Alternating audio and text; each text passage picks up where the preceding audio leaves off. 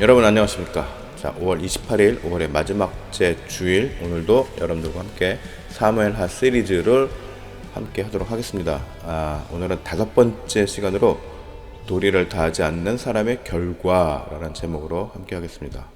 자, 사무엘하 10장 전장을 본문으로 하고 특별히 12절 말씀을 여러분들과 함께 보겠습니다. 너는 담대하라. 우리 백성과 우리 하나님의 성읍들을 위하여 담대히 하자. 여호와께서 선히 여기시는 대로 행하시기를 원하노라 하고, 자, 오늘 요즘 국제적으로 분쟁이 있거나 위험 지역을 보면은 한 가지 공통점을 발견하게 됩니다. 자, 중동에 보면은 이스라엘과 팔레스타인의 긴장 관계가 늘 있죠. 또 지금 한창 전쟁 중인 러시아와 우크라이나가 있습니다. 또 중국과 대만 문제, 요즘 또 긴장감이 계속 높아지고 있죠.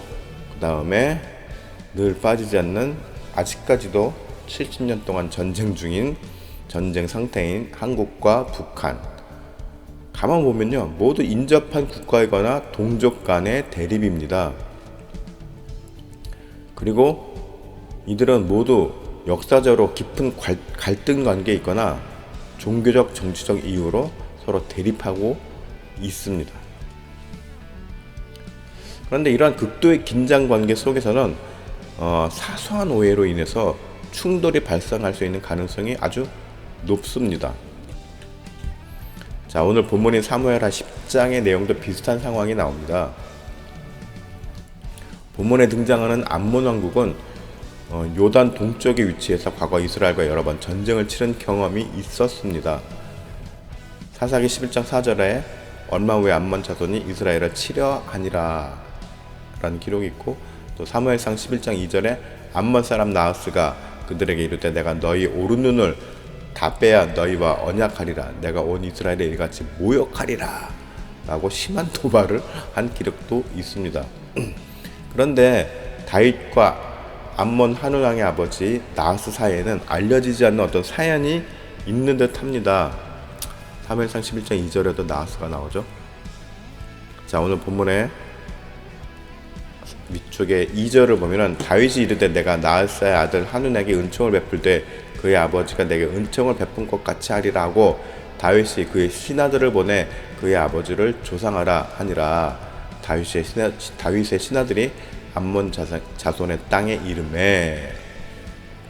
자, 나하스와 다윗 사이의 일은 구체적으로 알려진 바가 없고, 또 성경학자들 사이에서의 추측만이 있을 뿐입니다. 그런데 자, 그 중에서 제가 보는 것은 오늘 본문 2절에서의 나하스가 다윗에게 배운 은총이라는 단어입니다. 문장이죠. 네. 그 중에서 이 은총을 원어로 보면 헤세드라고 하는데, 헤세드 친절을, 자비, 은혜를 베풀다라는 의미가 있습니다. 그런데 이 원어의 뜻에는 어떤 또 그 배경적인 의미가 있냐면은 약속, 계약 등의 바탕이 있는 호의를 베풀다라는 또 뜻이 있다고 합니다. 이런 점을 고려할 때 둘 사이에는 어떤 전략적 동맹 같은 것을 맺은 과거가 있었을 것이라는 점을 유력하게 보고 있습니다. 그리고 이러한 역사적 배경을 그의 아들인 한운 왕도 아마 알고 있었을 것이라는 정황적 추측이 가능합니다.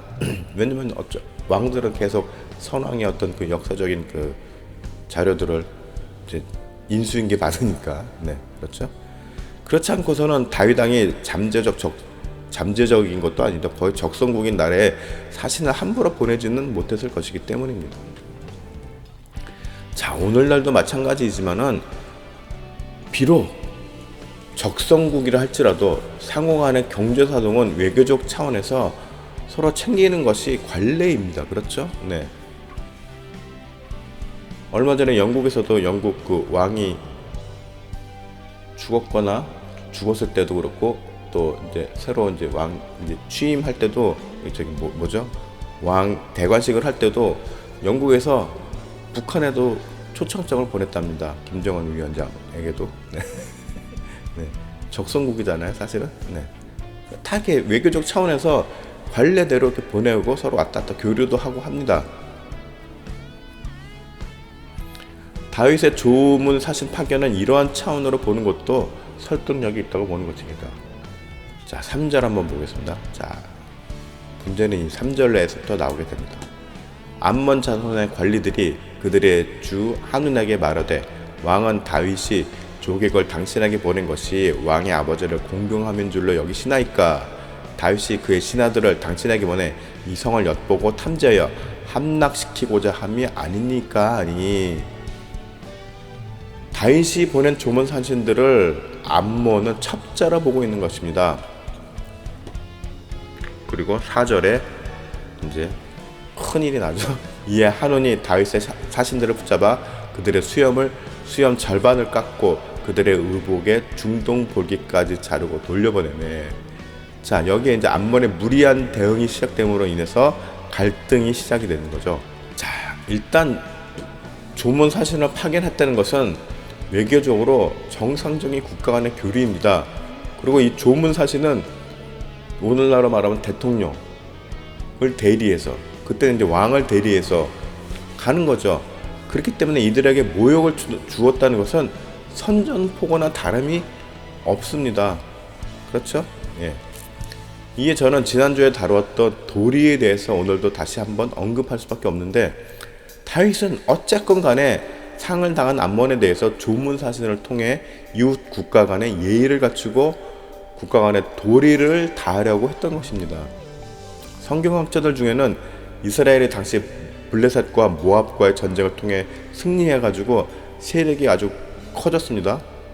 그것을 이제 암몬이 의식해서 경계심이 강해졌기 때문에 이스라엘의 사신들을 첩자로 본 것은 무리가 아니라고 해석을 하고 있습니다.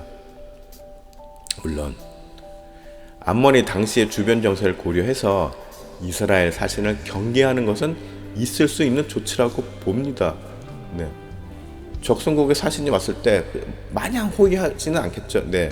내밀하게 보고 관찰하겠죠. 네. 그게 또 정상이고요. 네. 당연한 거고요.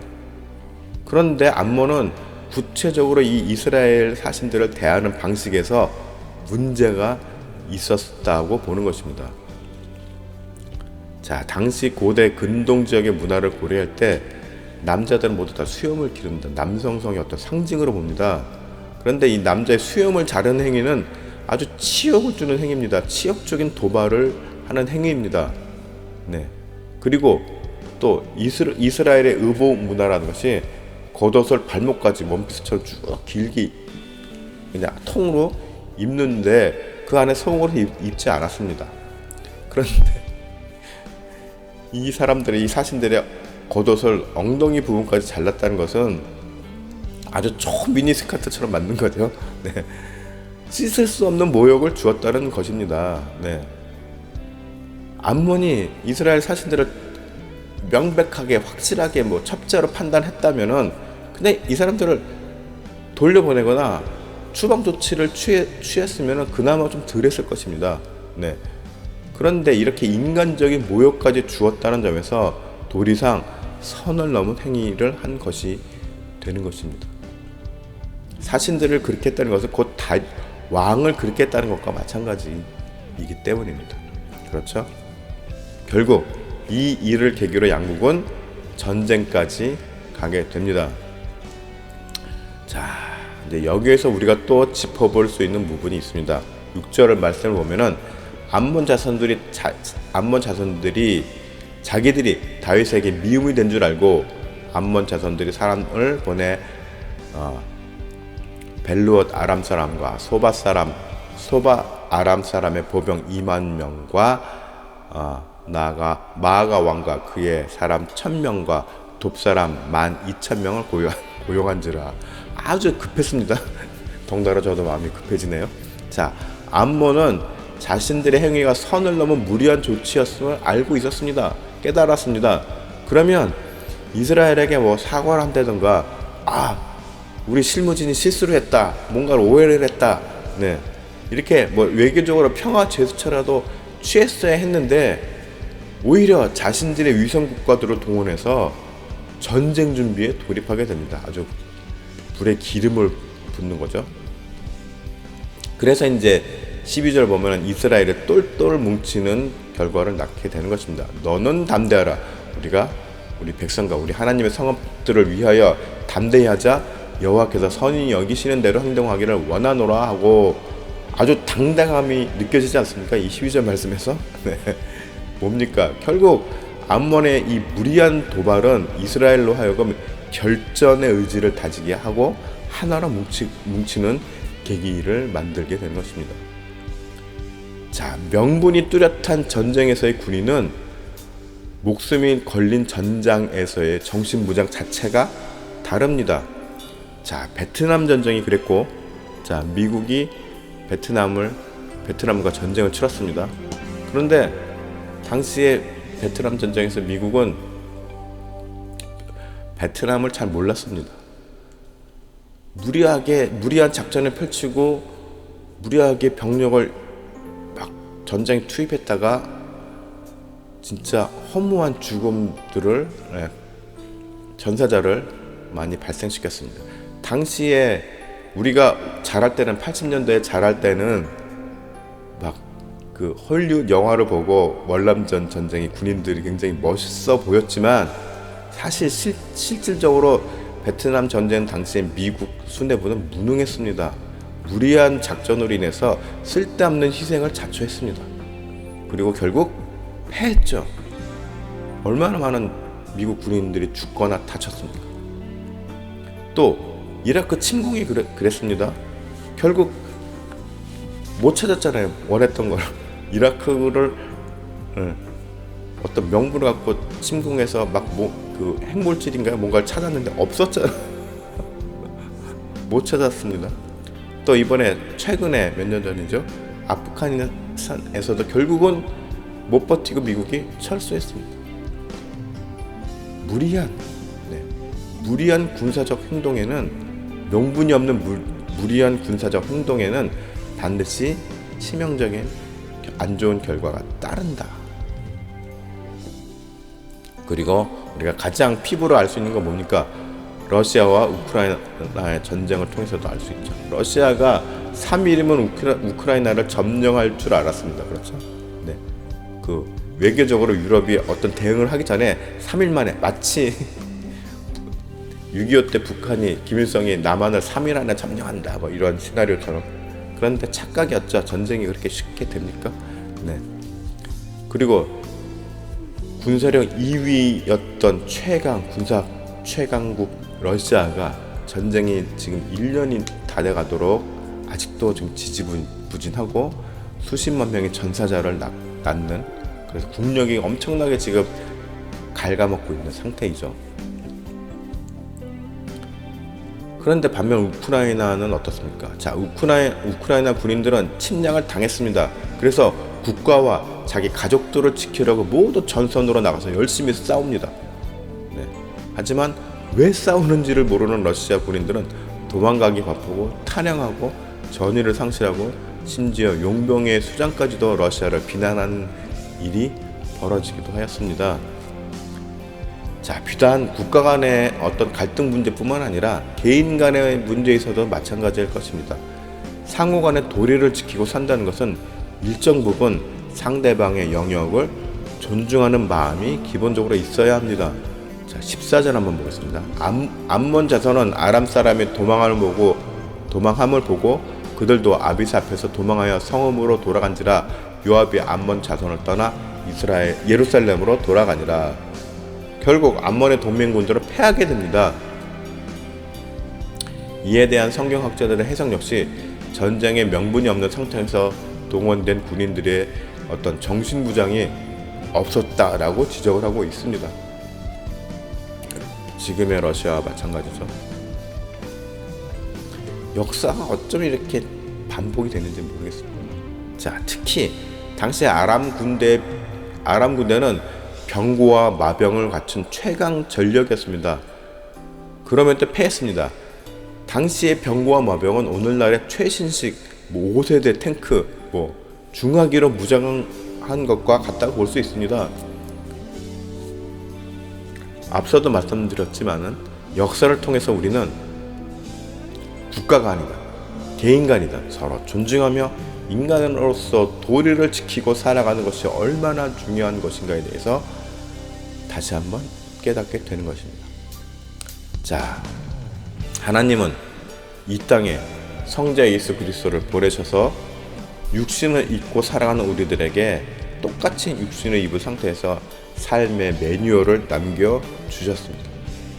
그리고 승천하신 이후에는 성령님을 보내셨죠. 자, 오늘의 성령 강림 주일인데 성령님을 통해서 우리의 마음을 다 잡을 수 있도록 성령께서 우리들을 도와주십니다. 그렇죠? 물론 그 이전부터 하나님의 영은 사람들의 마음에, 인류의 마음에 양심을 주시고 그 양심을 통해서 하나님의 성품을 기억하게끔 하셨습니다. 그리고 그 장치가 바로 도리인 것입니다. 그렇기 때문에 도리를 저버린 개인이나 국가는 그 책임을 질 수밖에 없습니다. 왜냐하면 도리를 저버린 순간 명분을 잃게 되고 그것은 곧 어떤 행동을 취하는 데 대한 동력을 상실하게 되는 것이기 때문입니다. 그리고 이것이 하나님께서 인간사에 주신 순리임을 기억합시다. 자, 여러분 모두 각자의 위치에서 도리를 지키며 상호간의 존중함을 통해 예수 그리스도의 복음이 더욱 가치 있고 빛나게 하는 그러한 존재가 되시기를 축복합니다.